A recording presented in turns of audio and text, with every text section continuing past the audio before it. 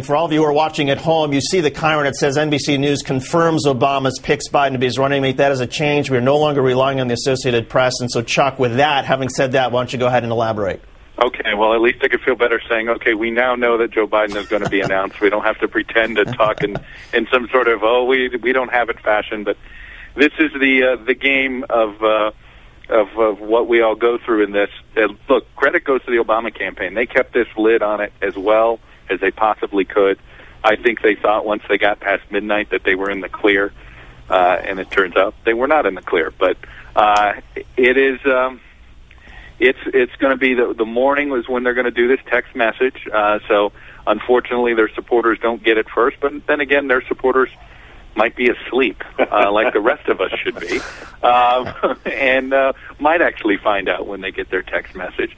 It was certainly an interesting effort on their part. And it's very important. Look, when they do these announcements like this via email and on the text message, it is about more building of their ground game. This is about the organization that they've been building, and they were trying to use this as yet another chance to organize. But look, tomorrow's going to be a big deal. They're now got a 48-hour run-up momentum to sort of dominate the storyline going into the start of the Democratic convention. And it blunts a little bit of the Clinton drama. I mean, there'll be some Clinton drama still on Tuesday and Wednesday when Hillary and Bill speak back-to-back. But the next 2 days are going to be about Joe Biden. You're not going to see a lot of who is Joe Biden. I think a lot of people feel like they do know who Joe Biden is already.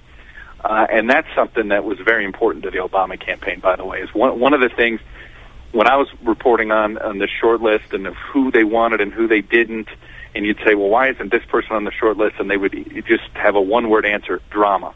They wanted no drama with their picks. And that's why when you actually look at the final, I would say 5 people that were on the short list, and it's my understanding the 5 people, Evan Bayh, Joe Biden, obviously, Tim Kaine, Kathleen Sebelius, and Sam Nunn. And obviously Chet Edwards announced today that he had been vetted, but there's some question about how short on the short list he actually was. But the 5 that I mentioned, those seem to be the short list as far as I was, my reporting was able to uncover. And all 5 of them had very little drama about them, but all of them did have some drama, really, except Biden. With Sebelius, you would have had some Clinton drama. Well, geez, you picked Kathleen Sebelius. Why didn't you pick the other woman that was out there that could have been obvious? With Sam Nunn, the drama could have been his stance on gay rights, and it would have been even a one-day story. A lot of gay rights groups would have been upset. Obama would have to come out and say, no, here's my stance on these gay issues, but that isn't a topic that they would want to discuss in the first 48 hours after their pick.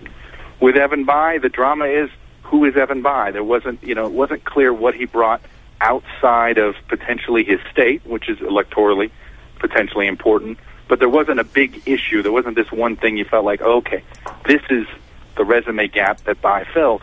And then with Kaine, of course, well, there wouldn't have been personal drama. There would have been this experience issue, and then it would have been, as Karl Rove said 2 weeks ago, the least experienced ticket in the history of presidential politics. So when you start to look at their short list, the guy that created the least amount of drama for Obama was Joe Biden.